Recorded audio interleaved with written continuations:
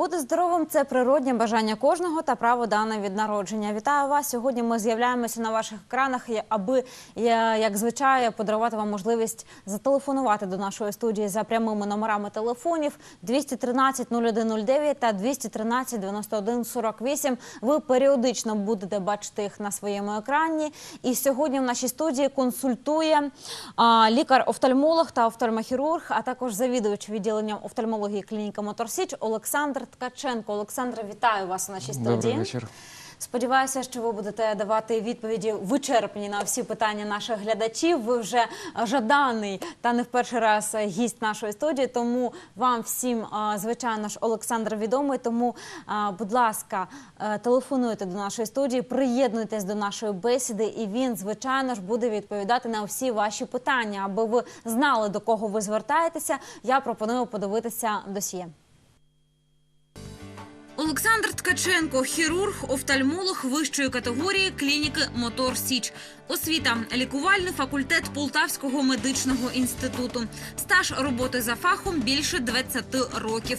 Брав участь у конгресі Європейської асоціації катарактальної і рефракційної хірургії у місті Амстердам, в міжнародних науково-практичних конференціях за темою «Сучасна хірургія катаракти у Туреччині» на Криті, учасник щорічних всеукраїнських практичних семінарів, конференцій, симпозіумів з питань сучасних підходів до діагностики та лікування очних хвороб, досягнень в офтальмохірургії. Член Асоціації офтальмологів України, що займаються хірургічною практикою, член Європейської асоціації катарактальної і рефракційної хірургії. Тема нашої сьогоднішньої програми – це хвороби очей, тому якщо ви стикнулися з саме цими проблемами, тоді, будь ласка, телефонуйте до нашої студії. Нагадаю ще раз, що телефони прямого ефіру періодично з'являються на наших екранах. Зараз пропоную подивитися наш перший сюжет за темою програми. Він про теплу пору року, яка, на превеликий жаль, іноді може дарувати не тільки радість, веселощі та те натхнення та щастя, яке ми отримуємо навесні та влітку, а ще й проблеми зі здоров'ям, зокрема, проблеми із очима. Офтальмологи попереджають, сонячний сезон – найнебезпечніший період для здоров'я ваших очей. Особливо слід поберегтися людям, у яких катаракта. Як захистити очі в цей період, дізнавалися наші журналісти. Фахівці клініки «Мотор Січ» здійснюють операцію по заміні кришталика при катаракті. При цьому медики, піклуючись про здоров'я пацієнта, пропонують використовувати високотехнологічні кришталики нового покоління фірми «Алкон». Про їхні переваги нам розповіла завідувача відділенням офтальмології клініки «Мотор Січ» Інна Дячук. Позволяет не только вернуть людям зрение, но и в будущем защитить сетчатку, защитить внутренние следы глаза от ультрафиолетовых излучений, от яркого света, от вредного синего света. Хрусталики имеют желтый цвет, там есть защита, поэтому те, кто поставили такие хрусталики, летом, когда яркое солнышко, могут не пользоваться солнцезащитными очками. Звичайно, по ціновій категорії дані кришталики вищі, ніж класичні. Зате вони дозволяють впоратися відразу з багатьма проблемами. Офтальмологи підкреслюють, що всім людям, навіть тим, у кого немає катаракти, особливо навесні та влітку, і не тільки, наприклад, у зимовий сонячний день, коли від снігу особливо відбивається світло, повинні користуватися сонцезахисними окулярами. Варто захищати сітківку для того, щоб у подальшому не розвинулося дуже серйозне захворювання, яке має назву дистрофія сітківки. Причин дистрофії багато, але одна з них – саме ультрафіолетове випромінювання. За словами Інни Дячук, сонцезахисні окуляри повинні бути не просто пластмасовими. Краще обирати скло, склопластик або спеціальну пластмасу, ту, яка захищає і не пропускає УФ-випромінювання. Тому користуватися окулярами, які продаються на базарних розкладках, не варто. Необхідно вибирати якісні окуляри в спеціалізованих магазинах оптики. І пам'ятайте, сонцезахисні окуляри – це не просто стильний аксесуар. Це в першу чергу турбота про своє здоров'я.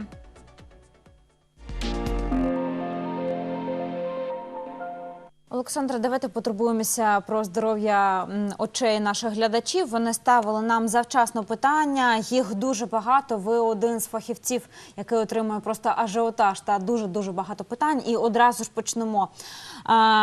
До нас звернулася жінка, говорить, що постійне відчуття піску в очах. Що робити? Протирає очі до подразнень.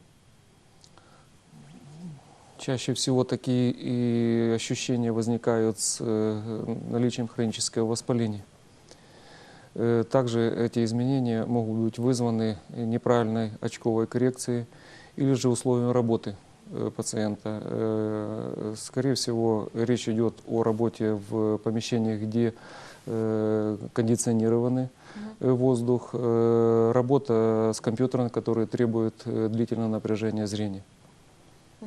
От нещодавно буквально закінчується вже точніше опалювальний сезон, і всі ми відчуваємо, що там пересихає в нас очі, чи от система дихання. Що можете порадити? Можливо, чимось закапувати очі, чи вмиватися частіше, чи там класти якийсь рушник вологий на батарею, аби зволожувати повітря? Но можно предложить прежде всего увлажнять помещение, где находится такой человек. Ну, дійсно, очі страждають, так? Так. Потому что именно от недостатка влажности и происходят данные проблемы. Второе – это использование, например, при работе с компьютером специальных компьютерных очков, которые задерживают испарение слезной железы и создают определенный микроклимат, который позволяет и дольше работать, и комфортнее себе чувствовать в данной ситуации. А що ви знаєте про програми, які нібито фільтри для монітору, комп'ютерні програми, я маю на увазі? Щось чули, вони дієві або ні? Ну, наверное, это было актуально, когда использовались мониторы. Первые мониторы накаливания. Сейчас технологии позволяют не применять или не использовать дополнительной защиты мониторов. Давайте будемо відповідати на питання глядачів. Є в нас перший дзвіночок на лінії. Вітаю вас. Ви в ефірі. Як вас звуть? Добрый вечер. Меня зовут Марьяна. Дуже приємно. Мар'яно, будь ласка, ставте У меня своє такой питання. вопрос доктору. Мне 65 лет. Я пользуюсь очками плюс 3, при работе. И у меня уже лет 6, наверное, вот перед глазами мушки летают. Или такие, как мыльные, типа, шарики. Или как бы сказать. Що робити, Олександре?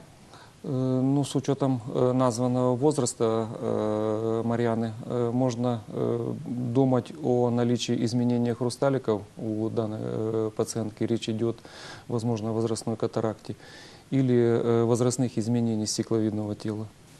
И первые и вторые изменения могут влиять как и на остроту зрения, так и на качество зрения. Я бы предложил пациентке пройти обследование в клинике, чтобы определиться с причиной тех ощущений или симптомов, которые тревожат, и четко сказать, что можно предложить, как можно помочь данному человеку. Що може чекати у першому та у другому випадку на Мар'яну? Ну, скажем так, здесь прогноз достаточно благоприятный, потому что и развитие катаракты, и возрастные изменения в стекловидном теле, они протекают, как правило, длительно. Речь идет о периоде месяцы или годы. Поэтому, если у Марьяны в очках хорошее зрение, то можно ожидать, что оно таким сохранится, может быть, на долгое время. Від чого залежить розвиток катаракти? Що може вплинути на пришвидшення, наприклад, цього процесу? Но прежде всего катаракта – это возрастная проблема. И основная категория наших пациентов – это возрастные больные. А ускорить созревание или появление катаракты, или появление в более молодом возрасте могут заболевания, общие заболевания. Прежде всего это наличие диабета у пациента. И к нам обращаются пациенты, которых мы оперируем в 20-летнем возрасте. Это прежде всего, возможно, травмы, возможно, другие заболевания. Это именно те факторы, которые, да, как мы говорим, омолаживают катаракту. Повернемось до питань, що були поставлені точніше завчасно. Поставили діагноз блефарит, прописали мазі. Що це за хвороба? Блефарит – это воспалительное заболевание микробной природы. Чаще протекает хронически, то есть протекает длительно и характеризуется упорным течением, то есть достаточно тяжело поддается лечению. И у данной пациентки нужно определиться с природой, то есть причиной возникновения заболевания. Які вони можуть бути? Это или микробный, скорее всего, или же состояние, которое вызвано нарушением продукции слезной пленки. И в зависимости от того, какая причина, и предлагать эффективное, правильное лечение. Це бактеріальне інфекційне захворювання, Інфекційне, так? так. Як можна захворіти на інфекційну хворобу очей? Ну це ж не там хвороби. Дело в том, что в конъюнктивальной полости на глазах живут микробы, и это нормально. Но при определенных причинах нарушается баланс. И происходит ухудшение состояния, увеличение влияния этих микробных колоний на глаза. И, соответственно, это уже проявляется неприятными ощущениями, покраснением глаз, слезотечением, то, о чем говорила пациентка. Это уже случай или же тот повод, с которым нужно обращаться за помощью к врачу. То не можна там терти очі немитими руками, ну умовно. Но лучше глазам не касаться, да, руками. Я зрозуміла вас. Давайте до наступного питання. Припухлість на краю повік, набряк та свербіж. Як позбутися? Но чаще такие симптомы характерны для аллергических заболеваний. И, соответственно, если пациент отмечает или сезонность, то есть возникает это в период летний, весенний, связано Ну, может навесні быть... ось поставлене питання нам. Да, тоді скорее всего, що це?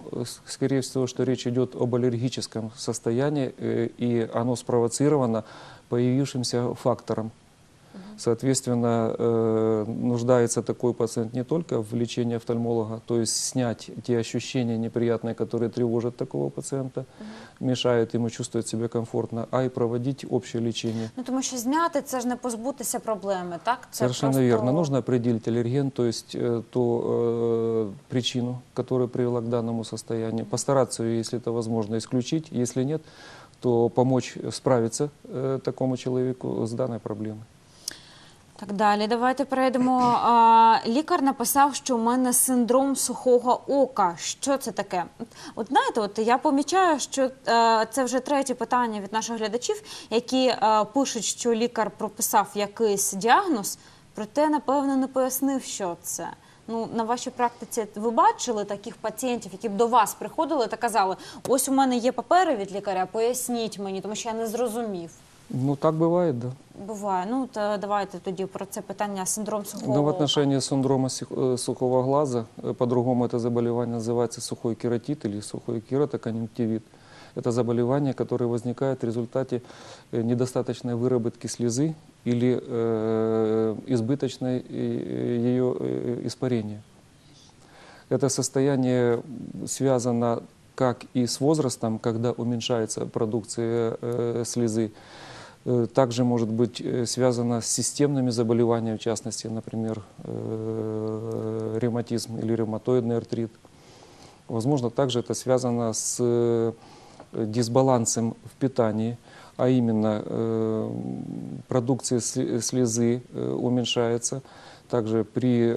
А дисбаланс у харчуванні, ну, наприклад? Я приведу пример. Для того, чтобы слеза полноценно защищала глаз, человек должен употреблять и жирную пищу, так называемые сейчас модные ненасыщенные омега-3 жирные кислоты, поскольку в слезной пленке есть жировой слой. Также употреблять должен человек определенное или достаточно, правильно сказать, количество жидкости, той же воды или жидкости, с тем, чтобы была достаточно продуцированная продукция слезы. И, соответственно, в каждом случае нужно определяться. Если состояние достаточно тяжелое и отличается упорным течением, и, соответственно, такие пациенты страдают долго, часто не находят отклика при обращениях, не находят, может быть, эффективной действенной помощи. Но сейчас очень большая гамма препаратов, очень эффективных препаратов, которые влияют как и на защиту глаза, так и есть методики, хирургические методики, которые задерживают слезу на глазах. Даже такой, скажем, простой эффективный способ, как пользоваться очками или в помещении, или же на улице. Є в нас ще одне питання телефоном. Вітаю вас, ви в ефірі, назвіться. Добрый день. Доброго. Меня зовут Светлана. У меня периодически на одном глазике был коллязиум. А вот прошло 3 или 4 года на втором. Опять предлагают оперироваться. А можно ли избежать оперирования? И почему это заболевание причина? Мгм. А ви вже були прооперовані чи ні? Да, было 3 года, была прооперирована на одном глазике, на правом, а теперь на левом. И уже больше года и врачи назначали и препараты, и гидрокортизоновые мази. Оно не проходит, стоит на месте. Ну, неприятно, конечно, это покраснение. И вот врач опять предлагает оперироваться. А можно ли избежать эту операцию? Зрозуміло ваше питання, Олександре. Я сторонник того, чтобы попытаться помочь пациентке, не прибегая к оперативной Без помощи. оперативного втручання. Мгм. Но здесь необходима и работа самой пациентки. Я объясню. Дело в том, что такое состояние возникает в результате того, что железа, которая продуцирует сальный секрет, находящаяся в толще века, ее просвет или перекрывается, и тогда содержимое воспаляется, задерживается в железе, воспаляется, и это приводит к тому состоянию, о котором говорила Светлана.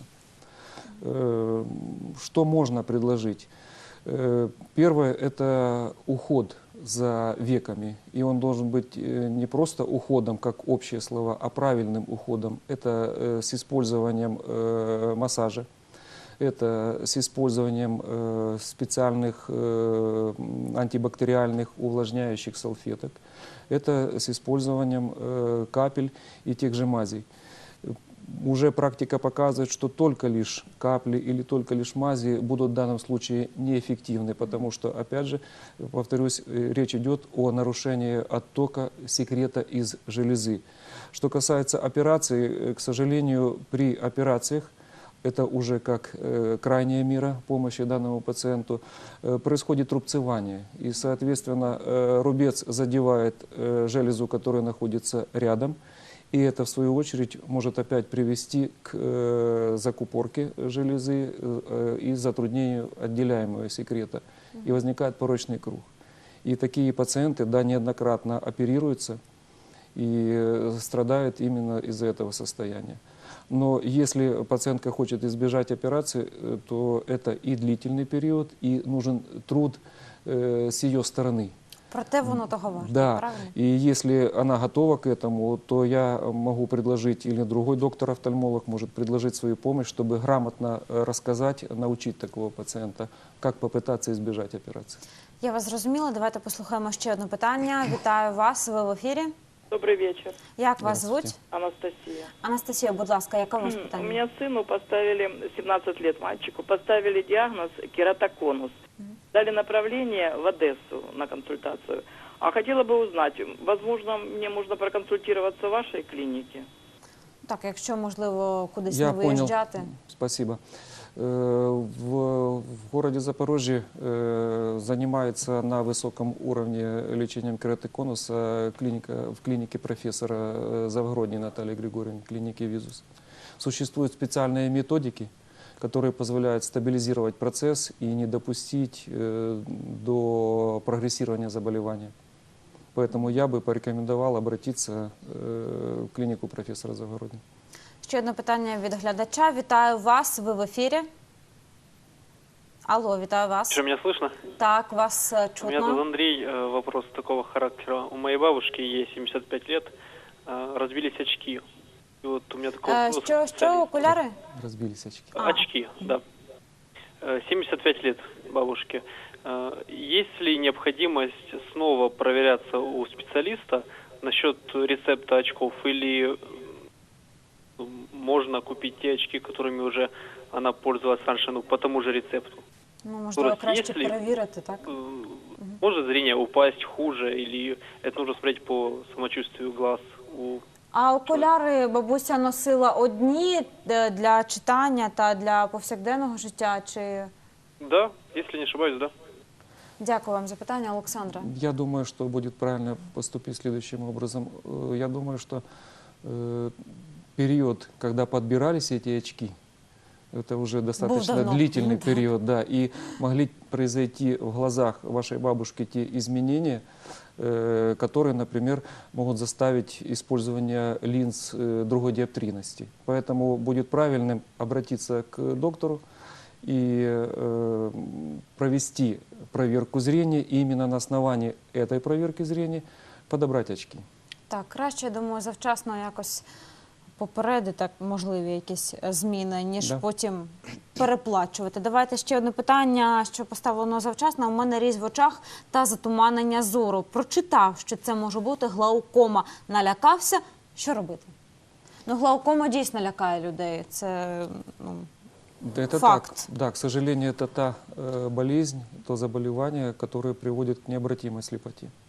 И, соответственно, если человек слышит, что у него есть глаукома, то нужно со всей серьезностью отнестись к этому заболеванию и к лечению данного заболевания. Что касается вопроса, который поставил телезритель, то прежде всего нужно обратиться к врачу, прежде всего нужно измерить уровень внутриглазного давления. Если это не глаукома, то можно расценить эти симптомы как проявление других, менее опасных или тяжелых заболеваний. Но нужно начать с обращения к доктору и проверки уровня внутриглазного давления, зрения и всего комплекса діагностичних мір. До вас хоче звернутися наш наступний телеглядач. Вітаю вас, ви в ефірі. Алло, Як вас звуть? добрый день. Здравствуйте. Добрый вечер, Юрий. Дуже приємно, Юрію. Будь ласка, ставте своє питання. Вопрос.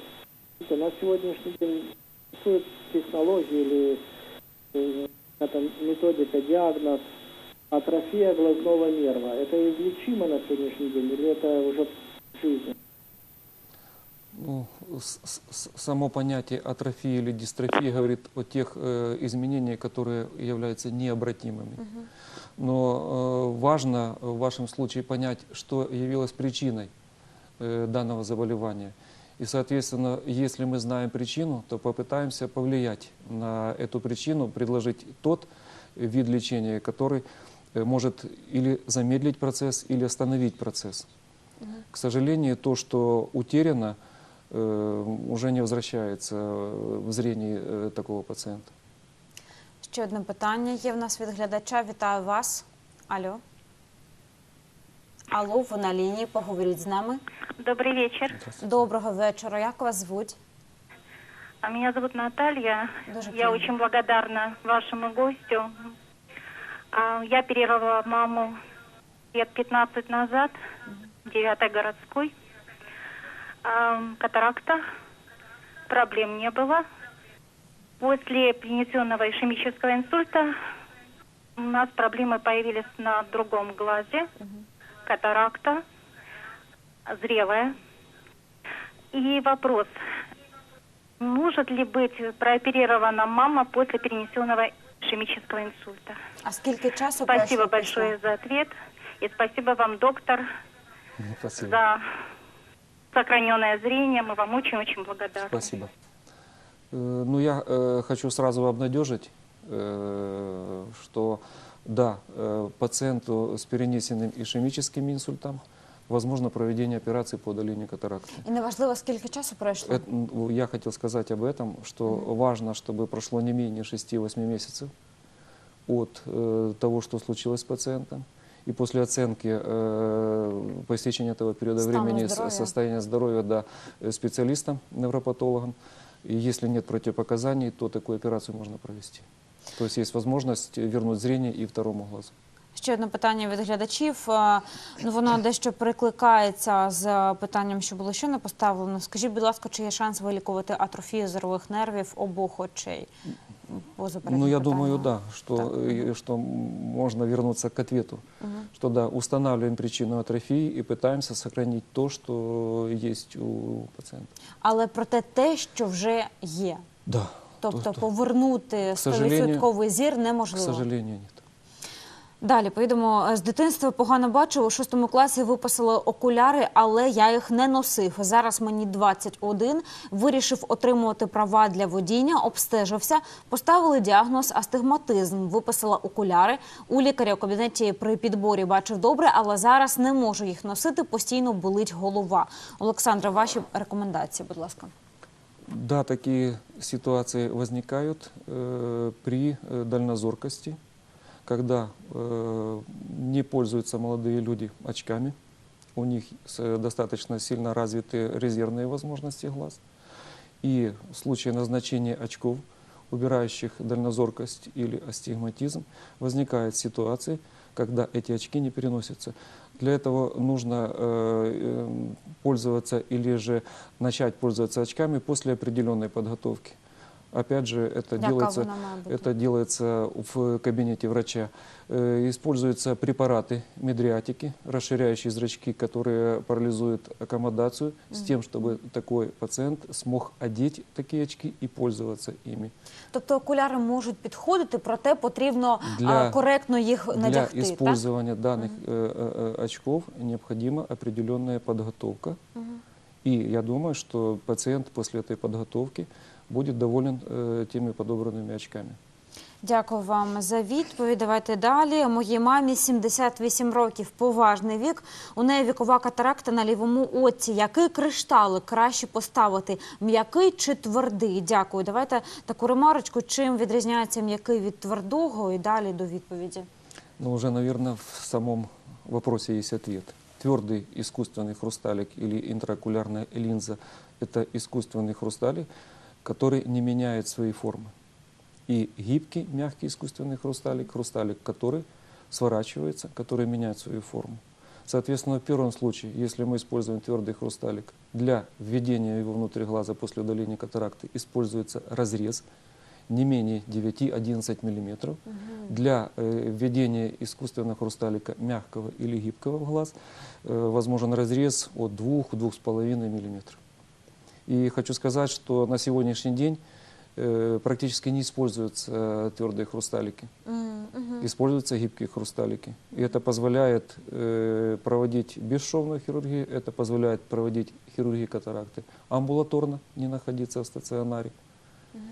И дает максимальный эффект по зрению буквально на операционном столе на следующий день после операции.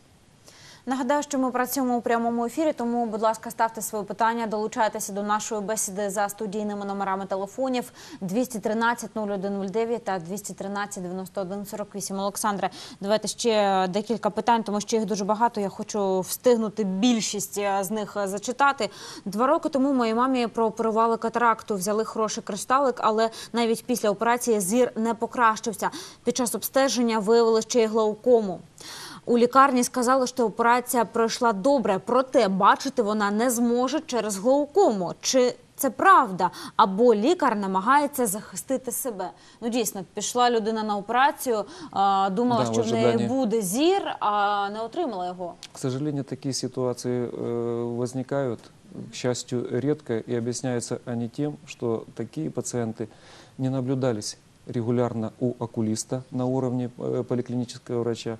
И, соответственно, проведя операцию по удалению катаракты и найдя глаукому, и, соответственно, не получив ожидаемый результат, разочаровывается пациент, огорчается доктор. То есть это находка в послеоперационном периоде.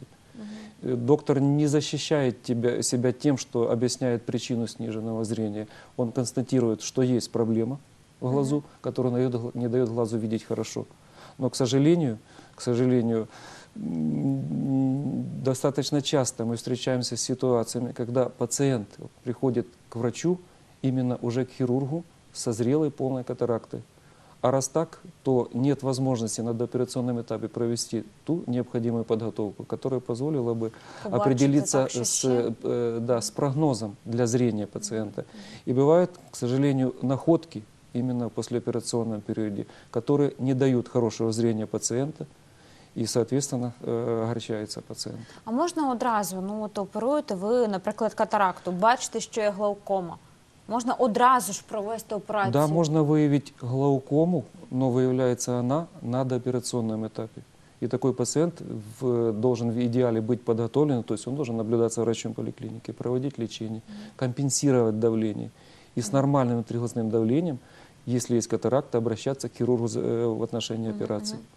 А от як у цьому випадку провели операцію по постановці нового кришталику, і далі що робити? Если есть глаукома и есть зрение, нужно бороться за это зрение. Соответственно, речь идет о наблюдении у окулиста и проведении лечения, которое будет рекомендовать доктор. Это капли.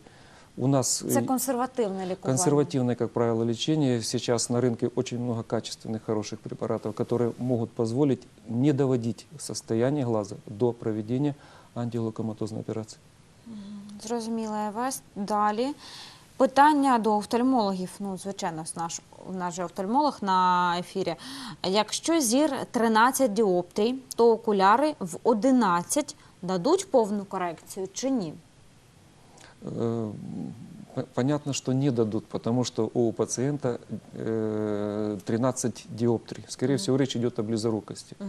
Но существует в порядке подбора очков в таких ситуациях понятие максимальной коррекции зрения, то есть то, что может видеть, например, в данном случае пациент с линзой 13, и переносимая коррекция.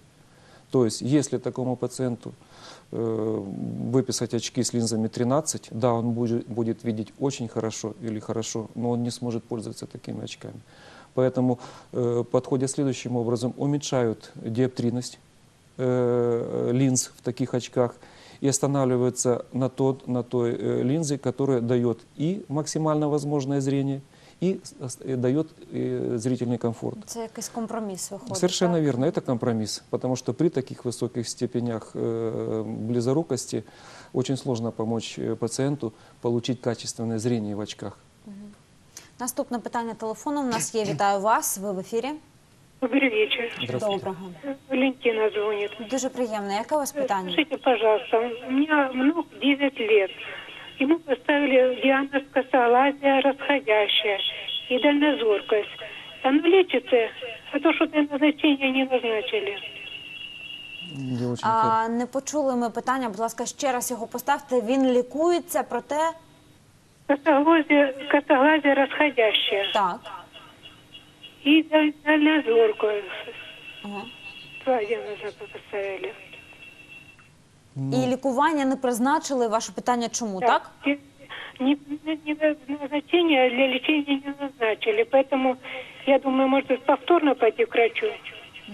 Но однозначно эту проблему нельзя оставлять без внимания и без врачебной помощи, потому что не проведя лечение сейчас, оно является длительным. Речь идет о периоде, может быть, даже в несколько лет. Від косоокості, точніше, можна позбутися? Можно. Опять же, но это упорный труд, как и со стороны врача, так и со стороны пациента. Поэтому при выявлении данной проблемы тут же к врачу и тут же заниматься. Существует много методик. К сожалению, мы не занимаемся помощью детям, но прекрасные специалисты в детской областной клинической больнице, они могут предложить качественное лечение внуку. Косоокість, можна позбутися від неї як у дитячому віці, так і одночасно у дорослому, чи тільки в дитячому? Ну, людина 42 роки, но має бывают ситуации, косоокість, когда лечебное мероприятие в детском возрасте приводит к устранению косоглазия. Бывает, что и в детском возрасте, когда лечение неэффективно, необходима операция. Что касается операции во взрослом, у взрослого человека, нужно знать причину. Чаще всего это причины приобретенные. может быть связаны с общими заболеваниями, когда нарушается иннервация глазодвигательных мышц, может быть связано с травмой.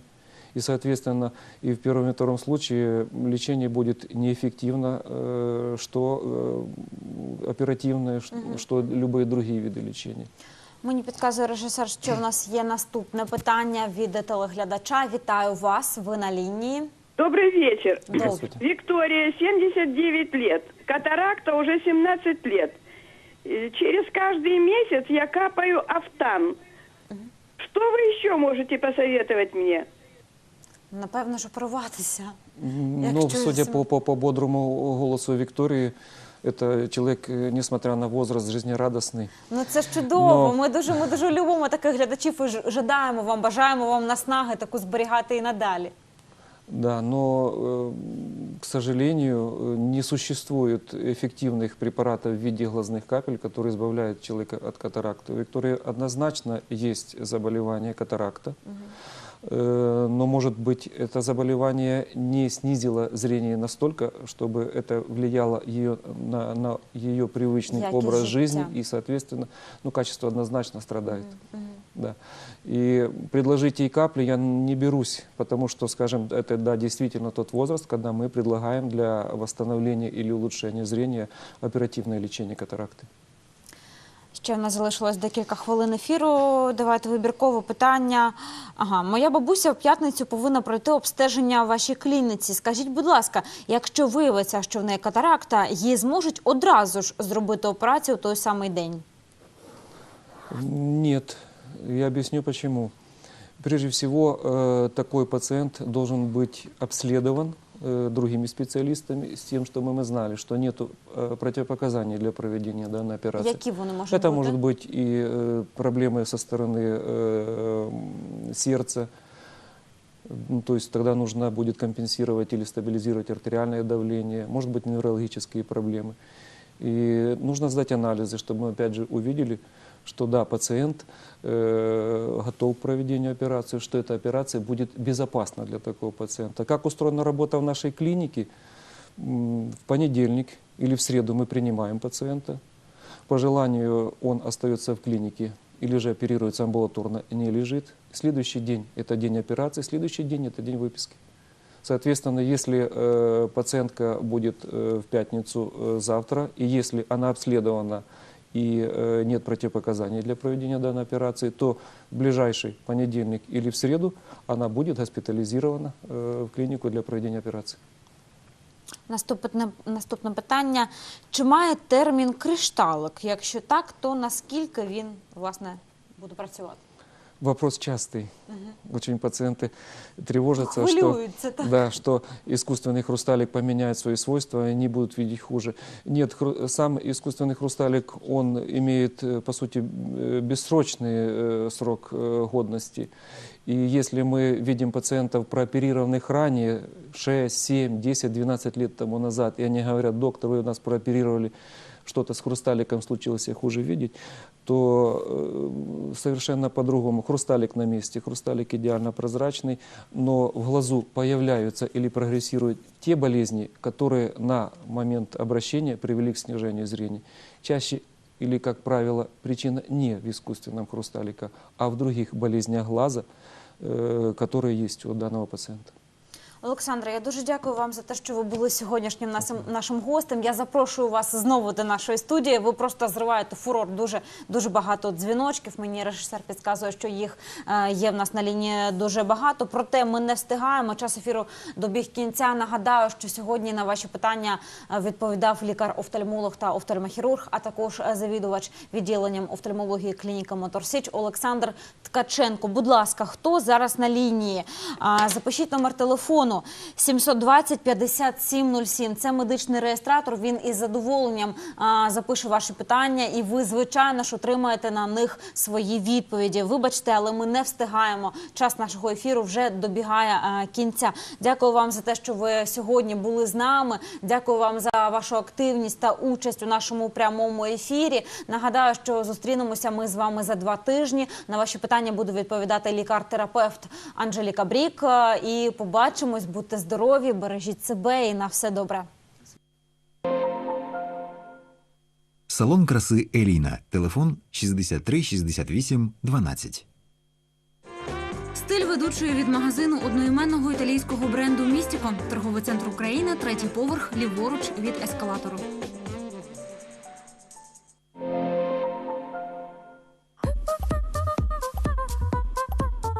Быть здоровым – это естественное желание каждого человека и право, данное ему от рождения. Соціальний проект «Лікар онлайн». Робота в прямому ефірі. Ще більше запрошених спеціалістів. Ми дамо відповіді на всі ваші питання. 23 березня в студії консультує лікар-терапевт Анжеліка Брік.